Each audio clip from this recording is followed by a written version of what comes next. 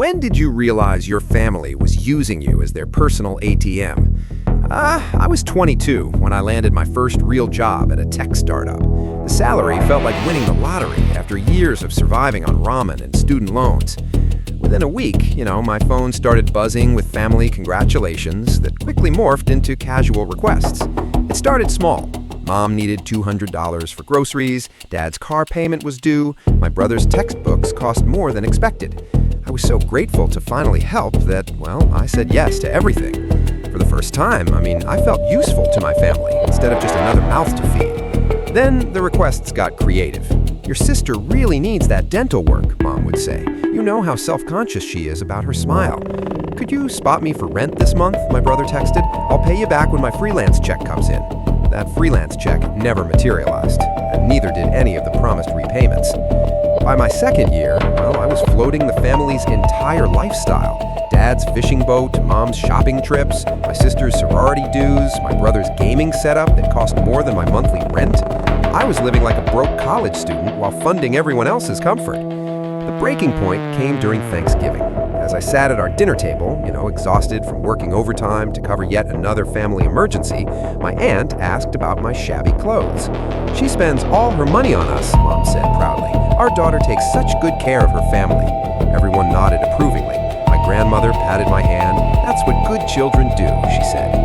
That's when I noticed something. The family members praising my generosity were wearing designer clothes. Dad's watch was worth 3 months of my salary. Mom's purse cost more than my car payment. I excused myself and went to my childhood bedroom. On my desk sat a photo from my college graduation. Me, grinning in my thrift store dress, surrounded by family members who'd all suddenly discovered urgent expenses right after I got hired. That night, I opened my banking app and calculated everything. In 18 months, I'd given them $47,000. I was behind on my own student loans, driving a car held together by prayer, and eating cereal for dinner while they lived like royalty. Monday morning, I changed my phone number and opened a new bank account. When Mom called my work demanding to know why I wasn't answering, I told her the family ATM was permanently out of order. How can you be so selfish? She screamed. We're your family. Exactly, I said. You're supposed to love me for who I am, not what I can provide. The guilt trips lasted for months. Sob stories about overdue bills, threats about family loyalty. My brother even showed up at my apartment, claiming he was homeless because I'd abandoned them. I held firm. 3 years later, I bought my own house. My family suddenly wanted to reconnect, congratulating me on my success and hinting about housewarming gifts. I invited them over for dinner and served them the same ramen I'd survived on while funding their lifestyle. This is all you're making? Dad asked, confused. I smiled and pulled out my bank statements.